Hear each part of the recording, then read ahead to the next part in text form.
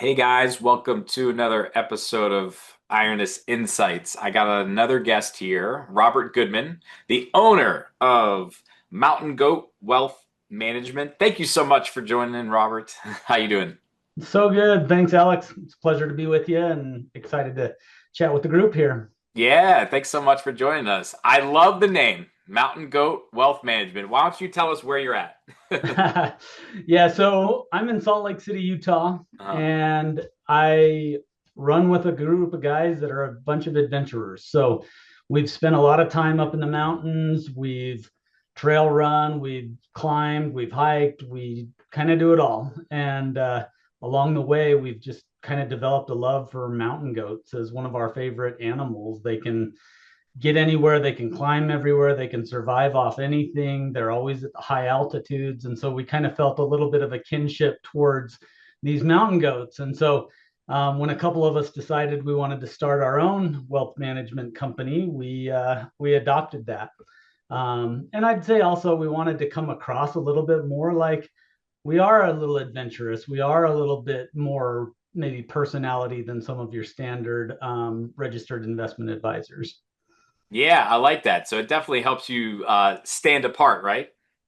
Yeah, I mean, n- nothing against, any of the others, but, just to call your place after some guy's last name or Yeah. something like that, right? We wanted to have a little bit of character and stand out and be a little different. And we thought we could also find clients, especially, we sort of focus on Utah, Wyoming, and Texas, Yeah. where there is a lot of outdoor adventure type activity, and feel like that's something that's pretty relatable to a lot of people, and some way that we can relate to them on a personal level and not just on a business level only. Yeah, I think that makes sense. And I think people appreciate that. And you're not the only one doing it. I was just speaking to another thought leader in the space, just like yourself, who only works with a certain university that he went to school with. And that's what he really named his practice after, and is really going after that niche. I think it's important to like know what your niche is and focus on it, right?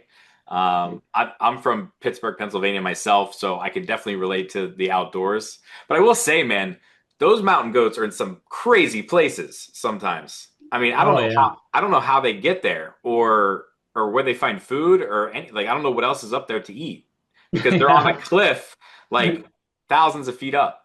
Yeah. And they'll eat anything, really. I mean, it's like find a bush, a stick, whatever. Like they can survive off anything. And so we actually had one time when we were trying to do a trail run up Mount Timpanogos, which is a bigger mountain kind of in the Utah area, Mhm. and we were trying to do it in exactly 2 hours. Okay. I failed and made it in 2:04, but Ah. on the way down, on the jog down, we turned this corner and there's a huge mountain goat. And he lowered his head. He started stomping his feet, and we were like, "Okay, we're out of here. We'll back off slowly. You're the alpha dog here." But they're fascinating. Yep. Yeah, I mean, I think I'd have to be carrying something to to make sure I'm safe and if there's running those things are running around. Yep. Yeah, that sounds like a lot of fun though. And so we were talking about this a little bit offline, but you actually you take some of your clients on these excursions? Yeah, we've tried to make that like, just part of our, I mean, a little bit of the brand, but it's also just part of like how we feel like we can develop the relationships with the clients a lot more. And so, we lay out this plan where we kind of have our standard onboarding process and getting people integrated, getting their accounts up and running. And then at the end, it's almost like a celebration in some ways. But we go to them and say, hey, let's go on some kind of adventure of some kind and let them pick something for us to do. And it's a little easier for the people that are, local and close to us, because we do have clients, throughout the US, but the ones especially locally will take us up on it. So there was, uh, 2 weeks ago, I went on a fishing trip to North Dakota on the Missouri River with one of our bigger clients. and said, "Hey, let's just go fishing for a couple of days. Let's go for some walleye and see what we can do." And so it was like a good way to just build that relationship. Now, some people will be more like, "Oh yeah, let's go on a hike," or let's go have a picnic by the waterfall or whatever. But like, and that's fine, whatever they're interested in. But it's kind of a fun way for us to strengthen the relationship and for us to have some memories together to build. I think it's nice. It builds a relationship, and it's something different than just grabbing lunch, right? Yeah. Yeah, a little more memorable, I guess you would say. And that's kind of what we're going for. Yeah, I love it. So you guys have been up and at 'em for a little over a year now. So congratulations, by the way, 1 year. I mean, that's awesome. What were you doing before this? What got you into this? Well, growing up, I was always just sort of interested in investments, Mhm. not really knowing what that meant, right? Like, was it real estate? Was it financial products? Was it whatever? But I kind of liked it all. Yeah. But I ended up studying finance and economics at BYU. I did an MBA at the University of Utah. And then I got hired on with Goldman Sachs right out of college and Mhm. spent 18 years in the wealth management group with Goldman Sachs. And I feel like I learned a lot. I loved it. The mentorship was great. The capabilities of the company are amazing. Like Mhm. tons of things that were going on in the wealth management space. But, at one point it was sort of like, I mean, our client base with that group was like minimum of $10 million up to billions of dollars, right? And so at some point it became, you know what? I'd probably rather make my friends, family, normal people more wealthy and secure than, adding an extra, $10 million to the dude who's already ultra wealthy anyway and doesn't make any difference in his life. Right. And so part of it was, me wanting to have the business and explore that. But I was very motivated by just trying to be able to help more normal people with their finances and, people that maybe, are just trying to get to retirement rather than just they've already made it. Yeah, I mean, I think that really makes sense. Also goes to show, like, I guess what type of person you are, right? You enjoy helping people. You're obviously personable. You're a relationship guy, bringing people out on a fishing trip, catching some walleye for a couple of days. I mean, that's you don't see that in every financial advisor. Let's just say that. Yeah. Yeah. Well, we try to be different and try to make it fun too. I mean, that's the other thing too, is like Wall Street, it's great, but it's a grind in a lot of Hmm. ways too, right? And so, to be able to have a little bit more of a lifestyle for myself and my family and the things that I want to spend my time on and enjoy doing, that's been really refreshing too over the last year getting this business up and running. Yeah, yeah. So I mean, it sounds like this outdoorsy, this new kind of approach to, being a relationship in the relationship business is going well. Now, what kind of challenges have you faced? Because obviously, when you're in the corporate America, right? Much different than when you're running your own business. So I'm curious to what kind of challenges you were facing as you just started this firm. Yeah, I mean, with Goldman, I was very narrowly focused, right? Mm. It's like you have one thing that you do, and there's 1,000 other people that do every other little piece of the job, right? And so then, going to becoming the business owner, and this has actually been enjoyable to me, but it is the challenge is you have to wear 100 different hats on any given day, right? Yeah. I serve as the chief compliance officer of the firm. I'm also a financial advisor myself. I'm also a manager of other financial advisors. I'm also driving the marketing efforts and finding clients and so Maybe that's a what makes it therapist some days. therapist. Yeah, yeah, exactly. And so, I think that's the challenge of it, but that's also like the fun of it too, is like I love the variety. I love tackling a handful of different problems. And to be able to wear a few different hats on a given day is a lot of fun. So that's probably number one. I guess number two is just, it takes a lot of effort to go and find clients, right? Mhm. They're not just falling out of the trees for us. We got to go find them. And they're definitely there, but I would say it's been a lot of experimentation to figure out, how's the best way to reach these people? How do we become relatable to the problems that they're facing and still offer a solution and build enough trust so that people are willing to like engage with us and really open up, because finance is just so personal for people. You Yeah. got to have a huge level of trust before you can really get into the details with people. So how are you doing most of your business now? What is working? Well, we are, I guess, we're still in the experimentation process, Right. really. But I would say that we are trying to be a little more forward thinking, a little more digital than a lot of people. So, kind of coming into this, everybody's like, oh, well, the way you do this is, host dinner seminars and, do a little educational thing. And, okay, you'll drop $10,000 on that and you might get one or two leads out of it. And that's the game that you play. And I'm sure that works for some people, but we're Yeah. trying to be a little bit more digital, a little more evergreen. We feel like, between me and the other advisors, we are a little more technically capable than a Yeah. lot of other advisors that there may be, especially sort of the older generation of advisors. And so we're really trying to lean into a lot of these things. So anything from Google ads, Facebook ads, videos, we're trying to educate people a lot just through some evergreen type of marketing that can be out there forever and draw people to us. And so we think the outcomes of that are going to be twofold. One, we're going to end up with a younger type of crowd than maybe the average advisor is going for, right? A lot of advisors are looking for people right on the edge of retirement with a huge pile of money. We're probably getting more clients in the 40-year-old range, and part of that is by design because we want to be able to grow with them Yep. through their careers.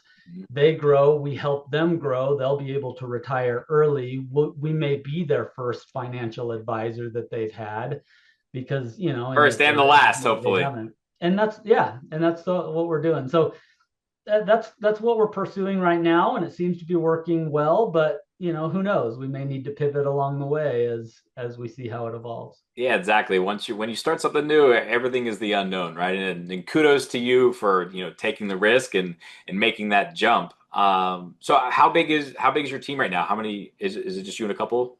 Yeah, we got three advisors right Amazing. now. The other thing that's been surprising to me actually is that I get people once a week, other advisors that are coming and asking to join us.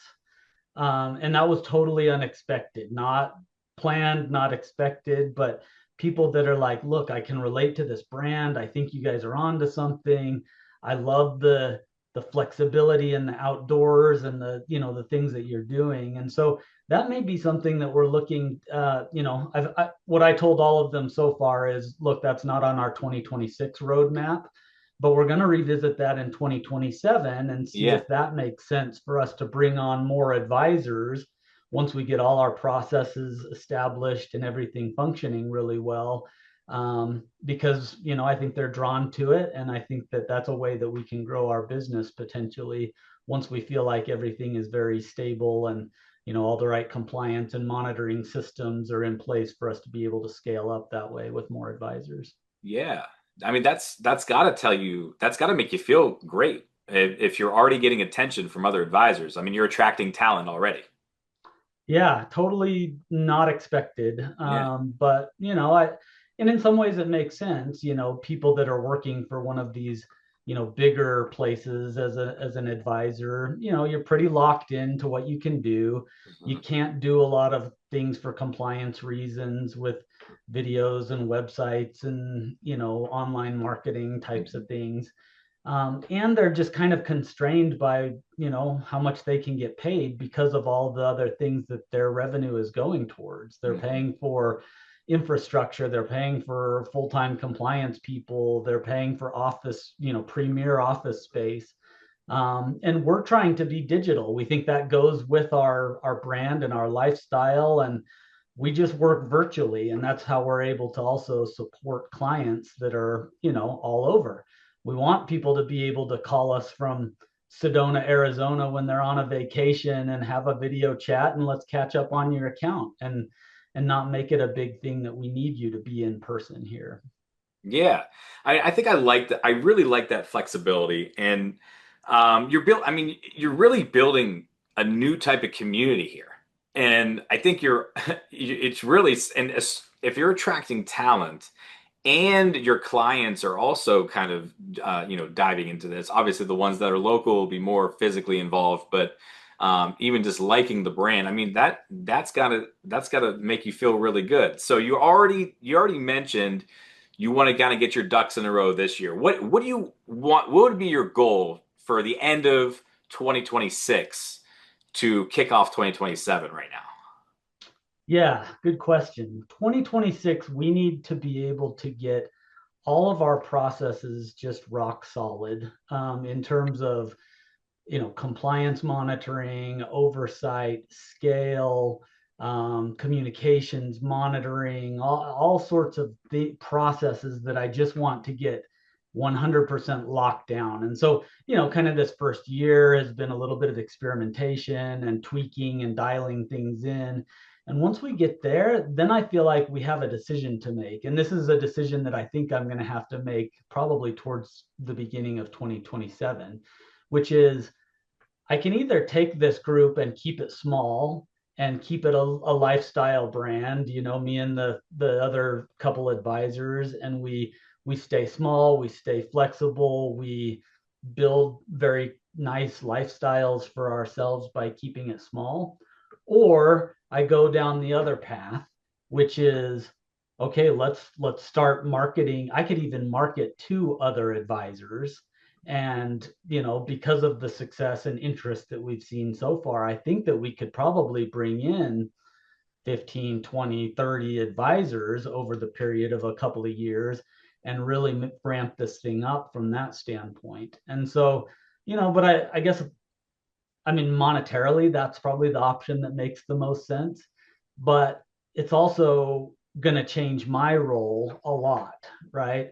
Or I'm going to need to hire a compliance officer and, a business unit manager that can sort of be the coach and the monitor of all of these different advisors and keeping track of all of their things. And so it may just shift the dynamic, and I've just got to kind of decide, like, you know, if and when I'm ready to do that.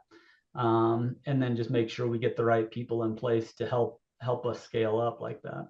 Yeah, I mean, it all sounds like great problems to have if you get to that point. I mean, hiring 20 to 25 advisors in a couple of years. That's a tremendous amount of interest you've seen. And I think you're right. I mean, I think one of the most important things is, right, not losing your core values, and, not losing the same energy you're giving out now, and make sure it's still personal. And, with scaling anything, right, as we've seen in many different industries, you see one burger joint open, like Shake Shack, for instance, and here in New York, and then now it's just like it's a public company, and guess what? The quality's gone down. So um, that's That's kind of exactly right. And it's so much easier for us to control our culture and our brand and our mindset when there's just the three of us, sure. right? And we're very like-minded and that sort of thing. If we do start bringing in people from, especially from other places, they're bringing in their own perspectives, their own cultures, their own history of what they did at their previous firm. And, we that's a risk. I mean, we got to be careful about diluting the good things that we have going. So you bring up a really good point with that. Yeah. If you had a magic wand right now, and you could just wave it and fix one thing, what would you fix? What's your major item right now that's hanging over your head? Anything? Um, I would probably want a full-time marketing person. Oh, interesting.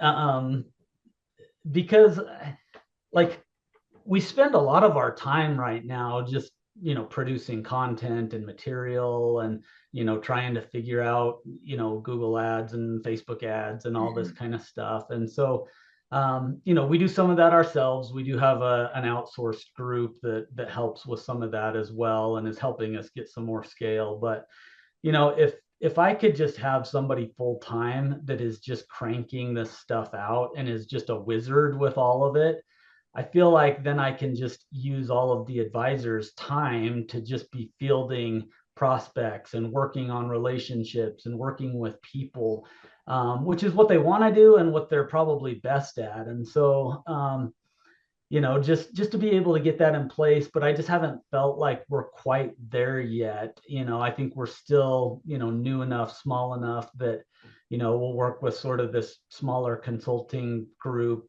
sort of part-time.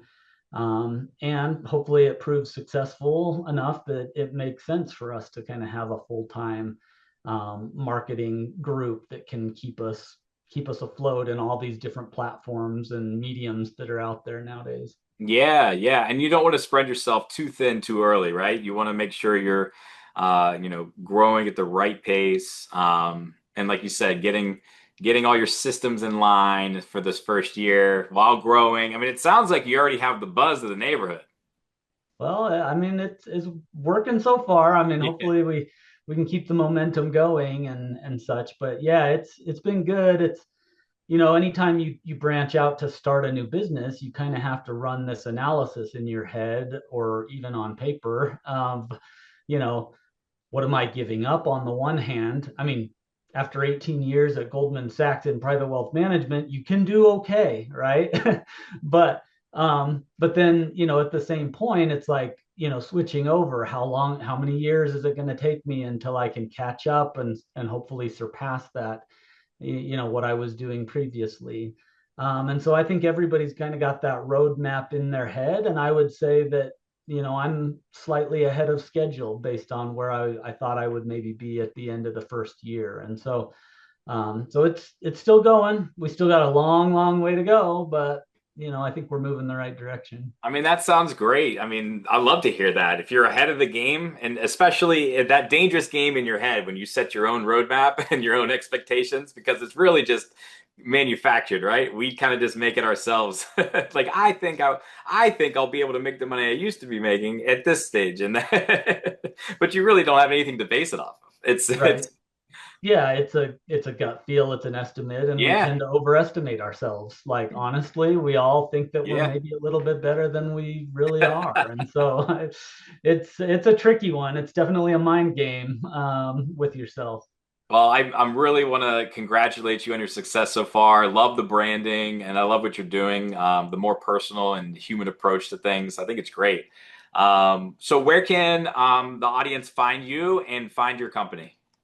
Yeah, best place is probably to go to mountaingoatwealth.com. Website starts there, and that sort of will branch into some of the other stuff, social media, the YouTube videos, things like that. But just start at the website, mountaingoatwealth.com. Awesome, Robert. Well, thanks so much for joining us today, man. I really enjoyed our chat and I hope you have a great rest of your day, man. Yeah, thanks, Alex. Appreciate it. All right.